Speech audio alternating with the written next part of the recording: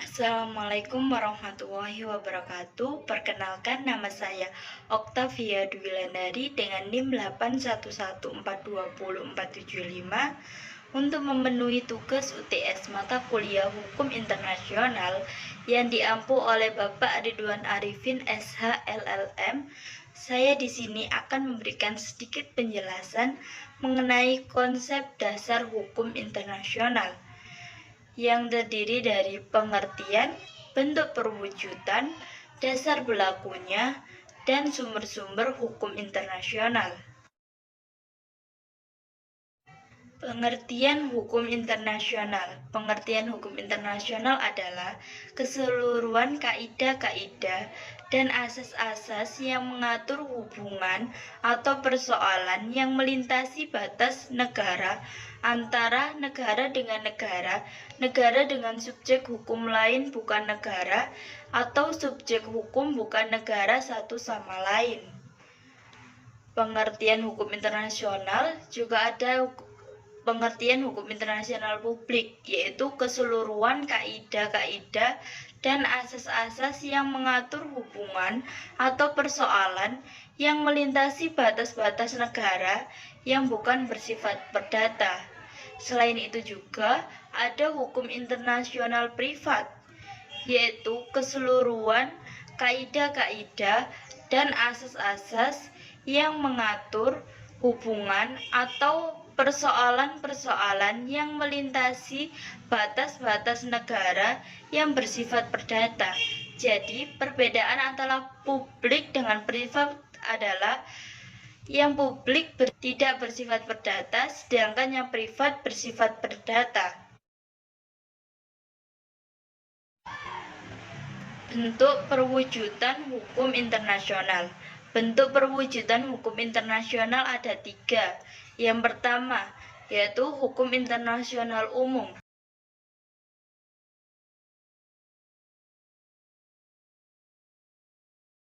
Hukum internasional umum adalah keseluruhan kaidah-kaidah dan asas-asas yang mengatur hubungan atau persoalan yang melintasi batas negara antara negara dengan negara, negara dengan subjek hukum lain bukan negara, atau subjek hukum yang bukan negara satu sama lain. Contohnya adalah PBB. Yang kedua yaitu hukum internasional regional,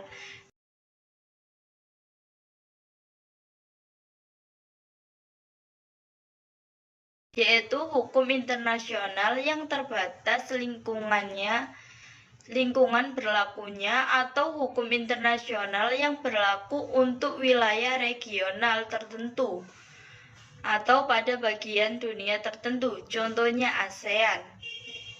Yang ketiga yaitu hukum internasional khusus,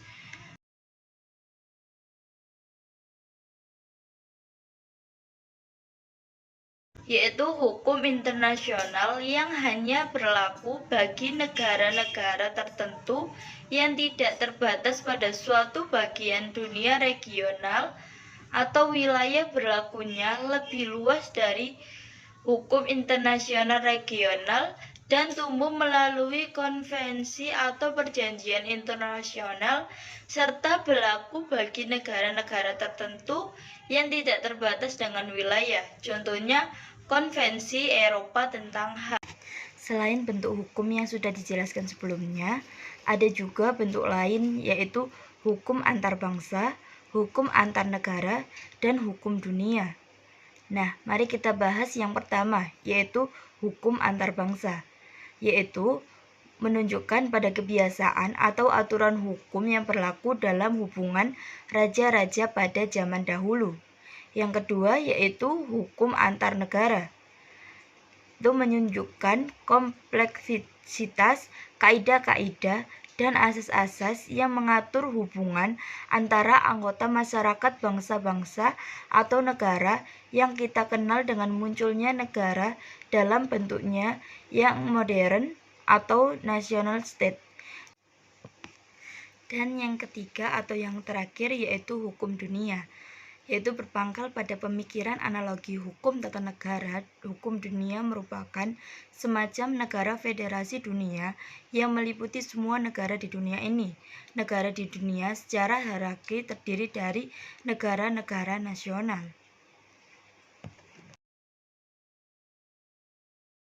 Dasar berlakunya hukum internasional. Yang pertama ada asas, yaitu asas Pacta Sunt Servanda,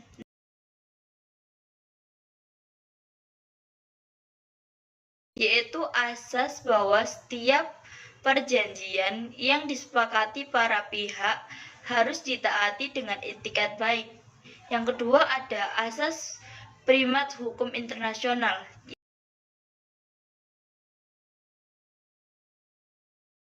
yaitu bahwa hukum internasional berderajat lebih tinggi daripada hukum nasional.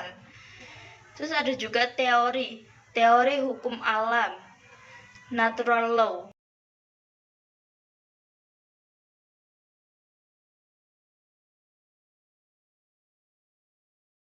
Menurut Grotius, hukum alam adalah kesatuan kaidah yang diilhamkan alam pada akal manusia. Teori ini mengatakan bahwa hukum internasional mengikat karena hukum internasional merupakan bagian dari hukum yang lebih tinggi, yaitu hukum alam yang diterapkan pada kehidupan masyarakat bangsa-bangsa. Prinsip dasar teori ini adalah prinsip keadilan yang memiliki keabsahan universal yang didapat atau ditemukan melalui akal manusia. Yang kedua ada teori voluntaris. Ada dua teori, yaitu teori kehendak negara dan teori kemauan kebersamaan atau Vereinbarung.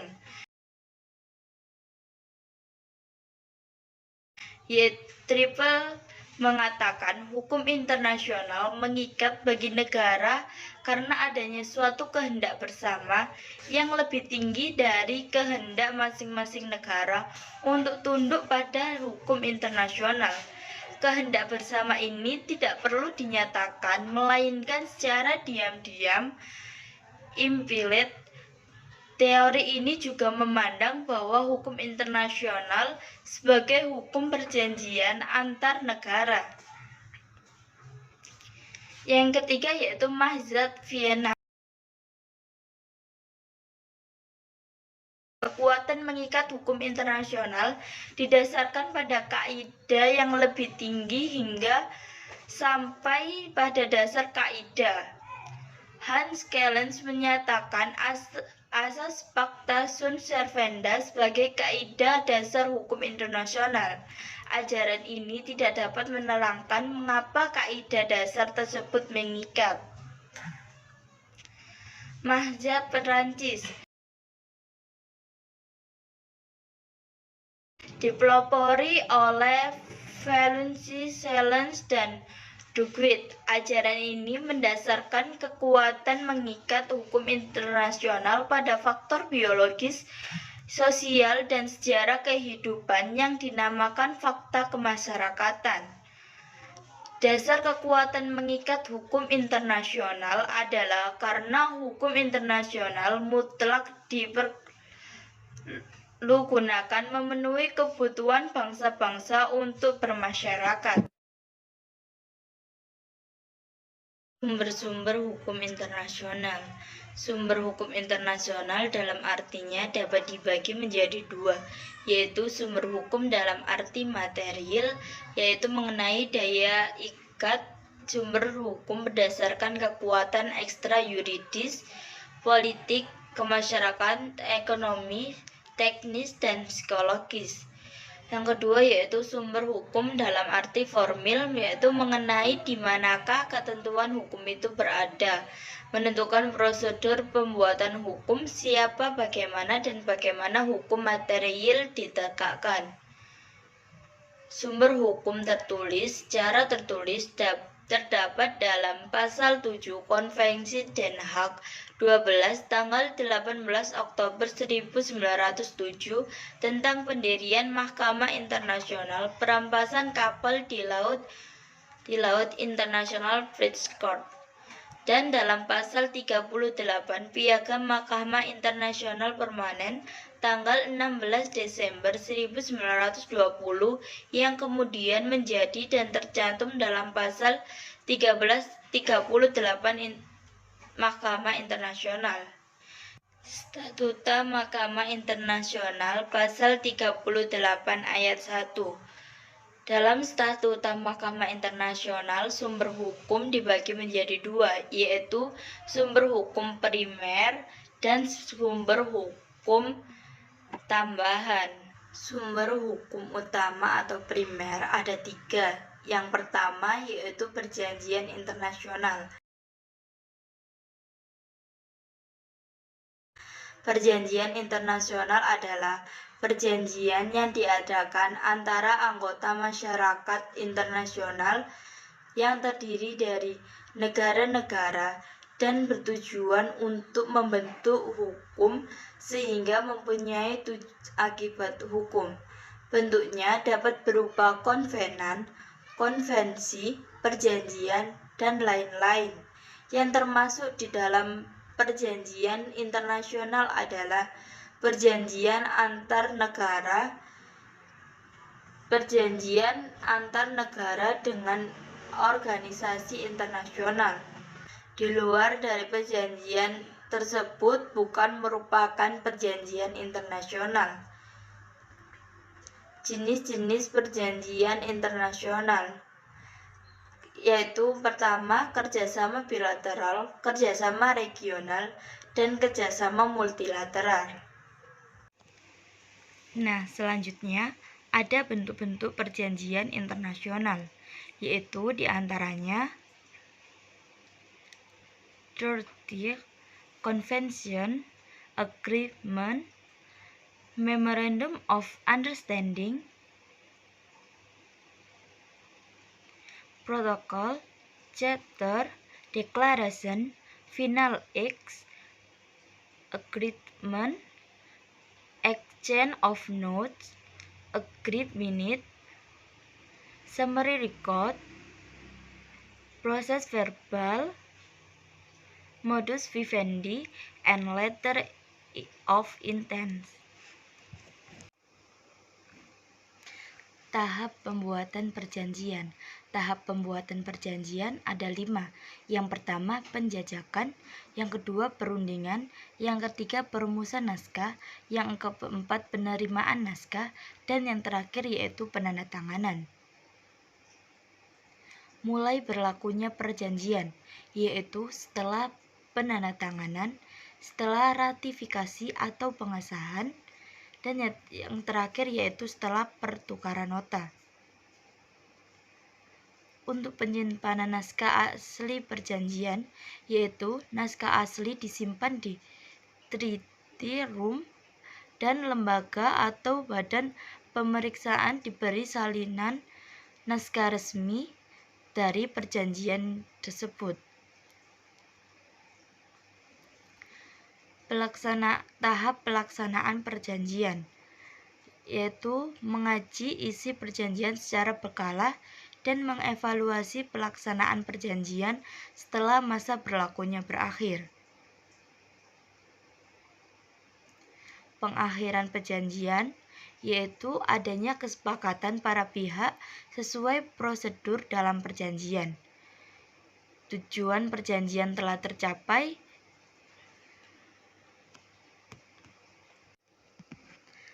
Pengakhiran perjanjian.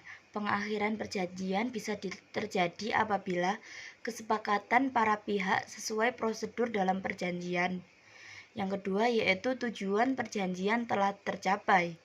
Yang ketiga, terdapat perubahan mendasar yang mempengaruhi pelaksanaan perjanjian.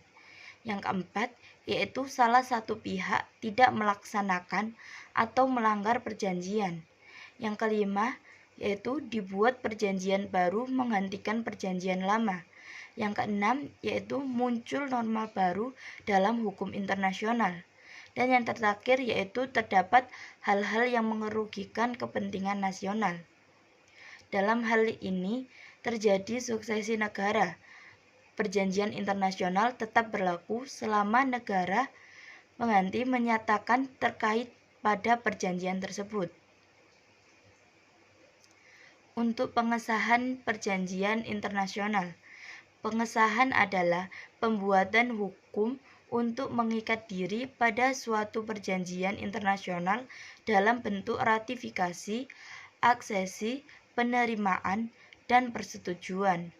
Pasal 1B Undang-Undang Nomor 24 Tahun 2000. Penerimaan perjanjian internasional. Yang pertama yaitu ratifikasi. Ratifikasi yaitu apabila negara yang akan mengesahkan suatu perjanjian internasional turut menandatangani naskah perjanjian internasional tersebut. Yang kedua yaitu aksesi, yaitu apabila negara yang akan mengesahkan suatu perjanjian internasional tidak turut menandatangani naskah perjanjian. Yang ketiga, penerimaan atau persetujuan, yaitu pernyataan menerima atau menyetujui dari negara-negara pihak pada suatu perjanjian internasional atas perubahan perjanjian internasional tersebut. Selain penjelasan tersebut, ada juga perjanjian-perjanjian internasional yang sifatnya langsung berlaku pada saat penandatanganan yang tercantum dalam pasal 10 Undang-Undang Nomor 24 Tahun 2000 yang menyatakan bahwa pengesahan perjanjian internasional dapat dilakukan dengan undang-undang apabila berkenaan dengan masalah politik. Yang pertama yaitu masalah politik, perdamaian, pertahanan negara, dan keamanan negara. Yang kedua yaitu menyangkut perubahan wilayah atau penetapan batasan wilayah negara Republik Indonesia. Yang ketiga yaitu kedaulatan atau berdaulat negara. Yang keempat yaitu hak asasi manusia dan lingkungan hidup. Yang kelima yaitu pembentukan kaidah hukum baru. Dan yang terakhir yaitu pinjaman dan atau hibah dari luar negeri. Untuk pengesahan perjanjian internasional yang materinya tidak termasuk materi di atas dilakukan dengan keputusan Presiden pasal 11 ayat 1. Yang kedua ada hukum kebiasaan internasional.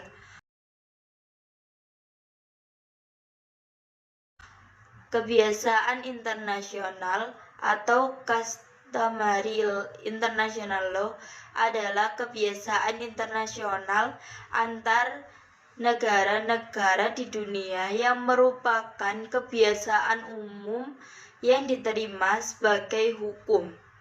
Untuk suatu kebiasaan internasional dapat dikatakan sebagai sumber hukum perlu terdapat dua unsur, yaitu harus terdapat suatu kebiasaan yang bersifat umum dan kebiasaan tersebut harus diterima sebagai hukum. Yang ketiga yaitu prinsip hukum umum.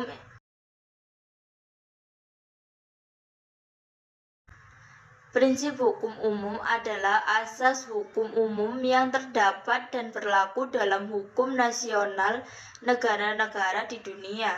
Prinsip hukum umum ini mendasari sistem hukum positif dan lembaga hukum yang ada di dunia, termasuk dalam hukum internasional. Terus ada juga sumber hukum subsidiar atau tambahan, itu ada dua. Yang pertama putusan pengadilan. Putusan pengadilan internasional merupakan sumber hukum tambahan dari tiga sumber hukum utama di atas. Keputusan pengadilan ini hanya mengikat para pihak yang bersengketa saja. Namun demikian, keputusan tersebut dapat dikemukakan untuk membuktikan adanya kaidah hukum internasional mengenai suatu perkara yang didasarkan pada 3 sumber utama tersebut. Yang kedua yaitu adalah ajaran ahli atau sarjana hukum internasional. Ajaran para ahli hukum internasional yang terkemuka adalah hasil penelitian dan tulisan yang sering dipakai sebagai pegangan atau pedoman untuk menemukan apa yang menjadi hukum internasional. Meskipun demikian, bukan merupakan suatu hukum. Sumber hukum yang terdapat dalam pasal 38 ayat 1 Statuta Mahkamah Internasional tetap berlaku walaupun terdapat beberapa yang dapat dijadikan sumber hukum baru seperti putusan pengadilan internasional dan keputusan organisasi internasional. Tepatnya, asas hukum umum sebagai sumber hukum memberikan ruang kepada mahkamah untuk membentuk hukum baru jika tidak ditemukan sumber hukum positif. Urutan penyebutan dalam pasal 38 ayat 1 di atas tidak menggambarkan bahwa sumber hukum satu lebih tinggi daripada hukum lainnya. Selain pembahasan terkait pengertian hukum internasional, bentuk perwujudan hukum internasional, dasar berlakunya hukum internasional yang meliputi asas dan teori, serta sumber-sumber hukum internasional, ada juga beberapa ruang lingkup pembahasan atau kasus dalam hukum internasional.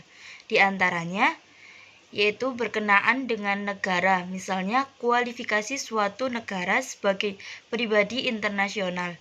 Selanjutnya, berkenaan dengan hubungan antar negara, misalnya perjanjian garis batas.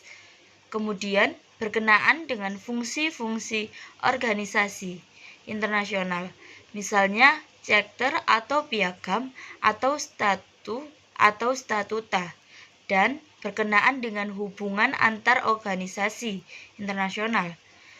Juga berkenaan dengan hubungan antara negara dengan organisasi internasional.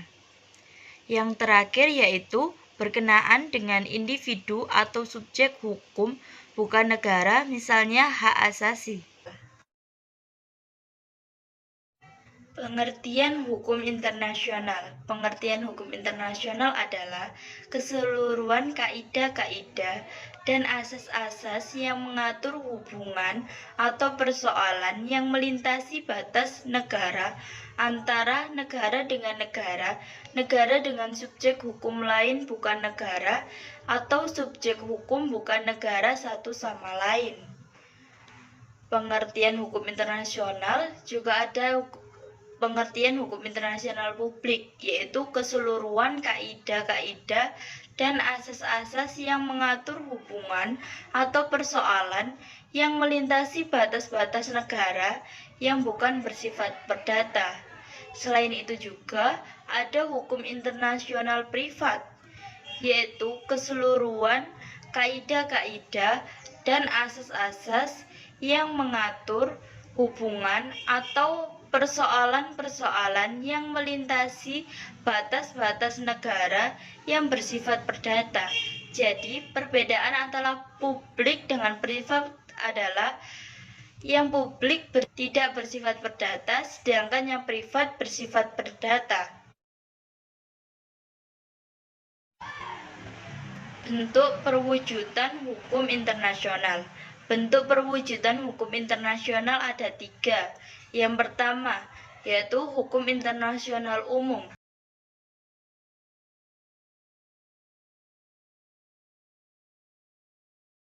Hukum internasional umum adalah keseluruhan kaidah-kaidah dan asas-asas yang mengatur hubungan atau persoalan yang melintasi batas negara, antara negara dengan negara, negara dengan subjek hukum lain bukan negara, atau subjek hukum yang bukan negara satu sama lain. Contohnya adalah PBB. Yang kedua yaitu hukum internasional regional.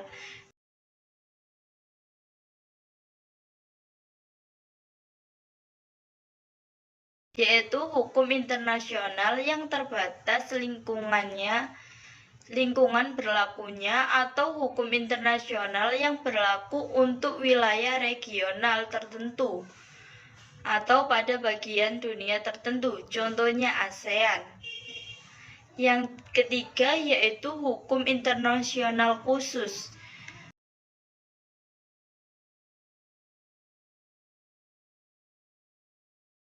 yaitu hukum internasional yang hanya berlaku bagi negara-negara tertentu yang tidak terbatas pada suatu bagian dunia regional, atau wilayah berlakunya lebih luas dari hukum internasional regional dan tumbuh melalui konvensi atau perjanjian internasional, serta berlaku bagi negara-negara tertentu yang tidak terbatas dengan wilayah, contohnya Konvensi Eropa tentang HAM. Selain bentuk hukum yang sudah dijelaskan sebelumnya, ada juga bentuk lain yaitu hukum antar bangsa, hukum antar negara, dan hukum dunia. Nah, mari kita bahas yang pertama, yaitu hukum antar bangsa, yaitu menunjukkan pada kebiasaan atau aturan hukum yang berlaku dalam hubungan raja-raja pada zaman dahulu. Yang kedua yaitu hukum antar negara. Itu menunjukkan kompleksitas kaidah-kaidah dan asas-asas yang mengatur hubungan antara anggota masyarakat bangsa-bangsa atau negara yang kita kenal dengan munculnya negara dalam bentuknya yang modern atau national state.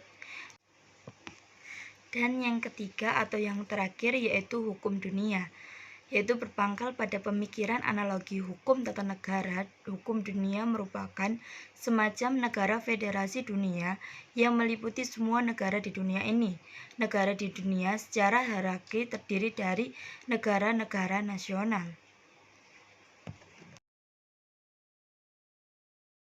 Dasar berlakunya hukum internasional.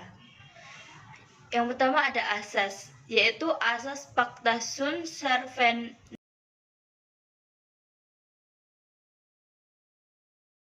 yaitu asas bahwa setiap perjanjian yang disepakati para pihak harus ditaati dengan itikat baik. Yang kedua ada asas primat hukum internasional,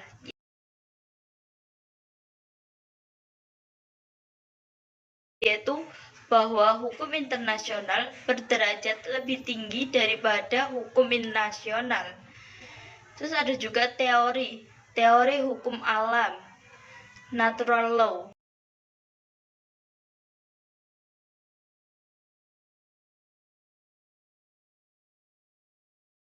Menurut Grotius, hukum alam adalah kesatuan kaidah yang diilhamkan alam pada akal manusia. Teori ini mengatakan bahwa hukum internasional mengikat karena hukum internasional merupakan bagian dari hukum yang lebih tinggi, yaitu hukum alam yang diterapkan pada kehidupan masyarakat bangsa-bangsa. Prinsip dasar teori ini adalah prinsip keadilan yang memiliki keabsahan universal yang didapat atau ditemukan melalui akal manusia. Yang kedua ada teori voluntaris. Ada dua teori, yaitu teori kehendak negara dan teori kemauan kebersamaan atau Vereinbarung.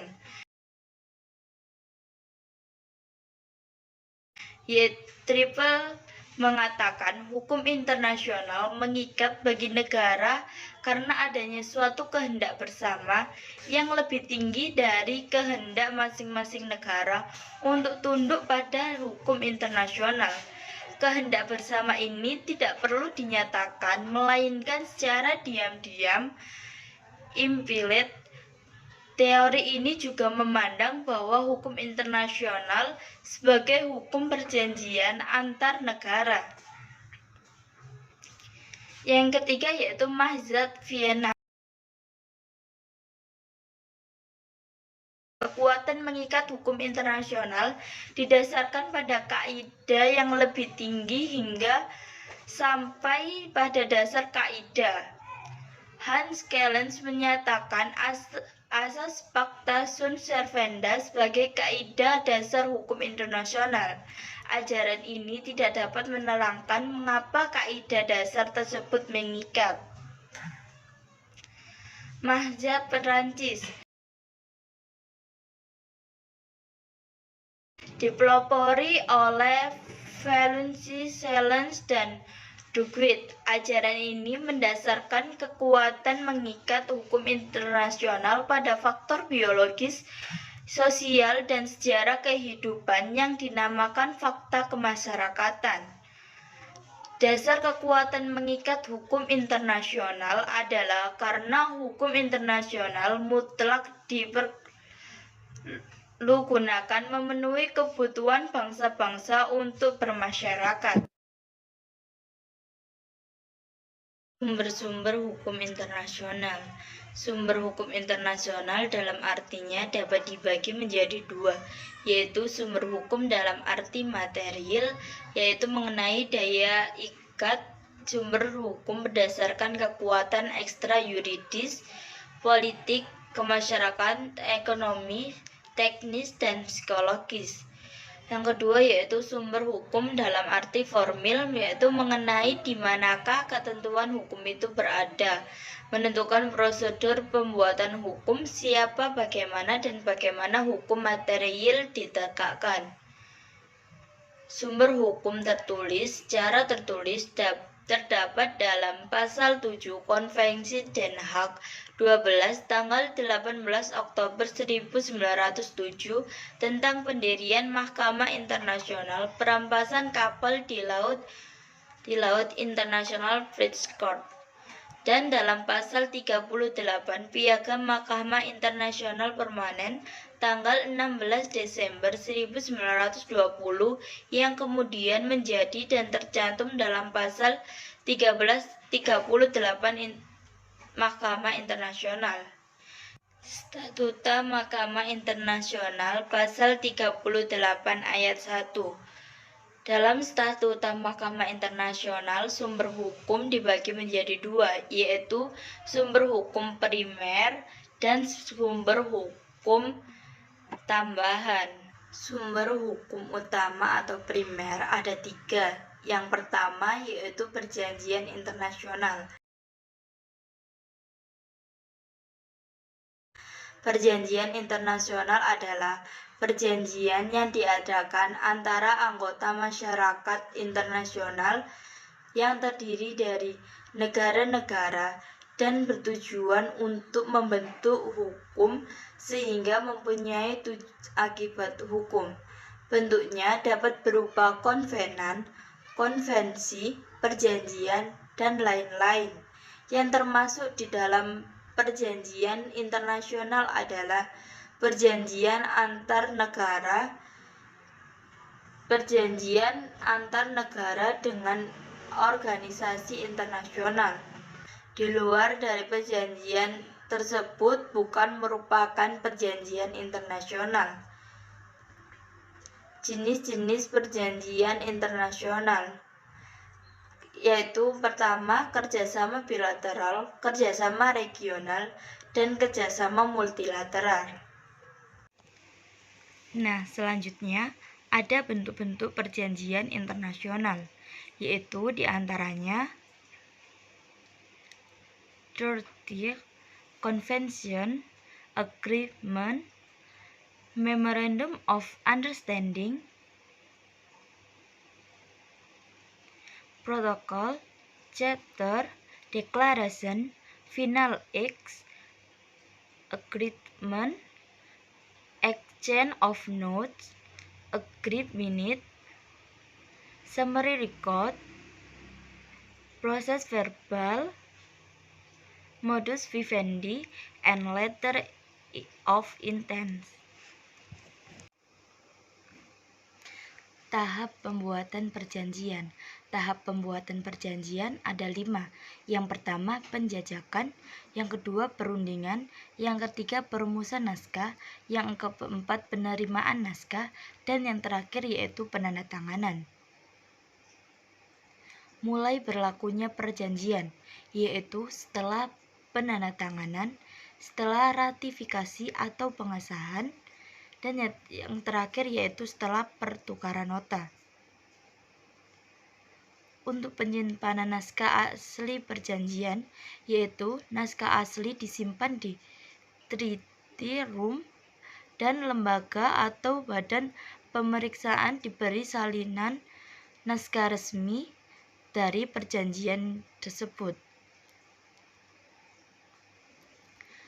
Tahap pelaksanaan perjanjian, yaitu mengaji isi perjanjian secara berkala dan mengevaluasi pelaksanaan perjanjian setelah masa berlakunya berakhir. Pengakhiran perjanjian, yaitu adanya kesepakatan para pihak sesuai prosedur dalam perjanjian. Tujuan perjanjian telah tercapai.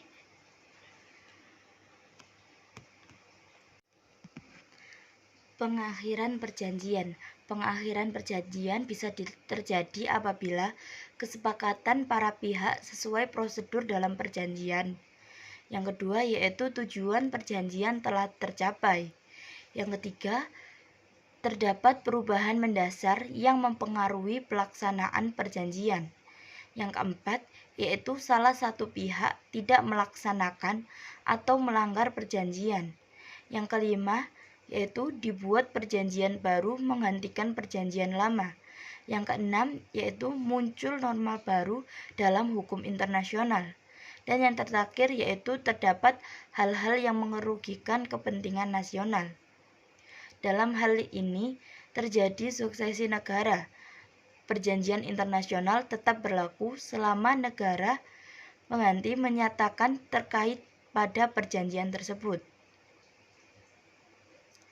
Untuk pengesahan perjanjian internasional, pengesahan adalah pembuatan hukum untuk mengikat diri pada suatu perjanjian internasional dalam bentuk ratifikasi, aksesi, penerimaan, dan persetujuan. Pasal 1B Undang-Undang Nomor 24 Tahun 2000. Penerimaan perjanjian internasional. Yang pertama yaitu ratifikasi. Ratifikasi yaitu apabila negara yang akan mengesahkan suatu perjanjian internasional turut menandatangani naskah perjanjian internasional tersebut. Yang kedua yaitu aksesi, yaitu apabila negara yang akan mengesahkan suatu perjanjian internasional tidak turut menandatangani naskah perjanjian. Yang ketiga, penerimaan atau persetujuan, yaitu pernyataan menerima atau menyetujui dari negara-negara pihak pada suatu perjanjian internasional atas perubahan perjanjian internasional tersebut. Selain penjelasan tersebut, ada juga perjanjian-perjanjian internasional yang sifatnya langsung berlaku pada saat penandatanganan yang tercantum dalam pasal 10 Undang-Undang Nomor 24 Tahun 2000 yang menyatakan bahwa pengesahan perjanjian internasional dapat dilakukan dengan undang-undang apabila berkenaan dengan masalah politik. Yang pertama yaitu masalah politik, perdamaian, pertahanan negara, dan keamanan negara.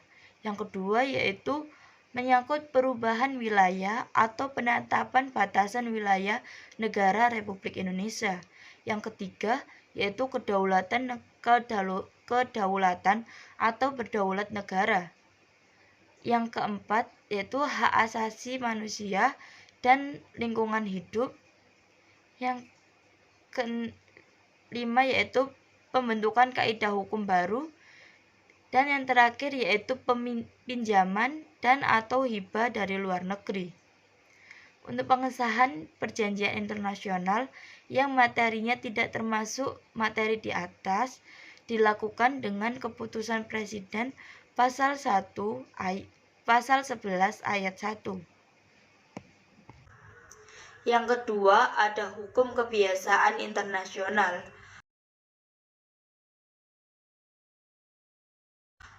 Kebiasaan internasional atau customary international law adalah kebiasaan internasional antar negara-negara di dunia yang merupakan kebiasaan umum yang diterima sebagai hukum. Untuk suatu kebiasaan internasional dapat dikatakan sebagai sumber hukum, perlu terdapat dua unsur, yaitu harus terdapat suatu kebiasaan yang bersifat umum dan kebiasaan tersebut harus diterima sebagai hukum. Yang ketiga yaitu prinsip hukum umum.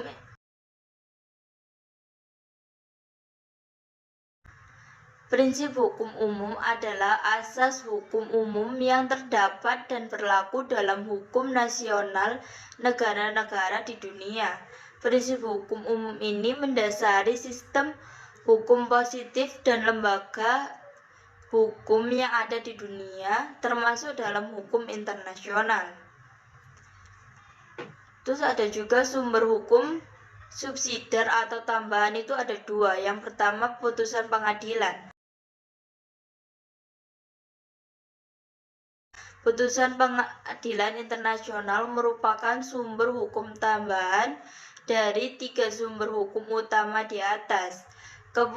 Keputusan pengadilan ini hanya mengikat para pihak yang bersengketa saja. Namun demikian, keputusan tersebut dapat dikemukakan untuk membuktikan adanya kaidah hukum internasional mengenai suatu perkara yang didasarkan pada tiga sumber utama tersebut. Yang kedua yaitu adalah ajaran ahli atau sarjana hukum internasional. Ajaran para ahli hukum internasional yang terkemuka adalah hasil penelitian dan tulisan yang sering dipakai sebagai pegangan atau pedoman untuk menemukan apa yang menjadi hukum internasional. Meskipun demikian, bukan merupakan suatu hukum. Sumber hukum yang terdapat dalam pasal 38 ayat 1 Statuta Mahkamah Internasional tetap berlaku walaupun terdapat beberapa yang dapat dijadikan sumber hukum baru seperti putusan pengadilan internasional dan keputusan organisasi internasional. Tepatnya, asas hukum umum sebagai sumber hukum memberikan ruang kepada mahkamah untuk membentuk hukum baru jika tidak ditemukan sumber hukum positif. Urutan penyebutan dalam pasal 38 ayat 1 di atas tidak menggambarkan bahwa sumber hukum satu lebih tinggi daripada hukum lainnya. Selain pembahasan terkait pengertian hukum internasional, bentuk perwujudan hukum internasional, dasar berlakunya hukum internasional yang meliputi asas dan teori, serta sumber-sumber hukum internasional, ada juga beberapa ruang lingkup pembahasan atau kasus dalam hukum internasional. Di antaranya, yaitu berkenaan dengan negara, misalnya kualifikasi suatu negara sebagai pribadi internasional. Selanjutnya, berkenaan dengan hubungan antar negara, misalnya perjanjian garis batas.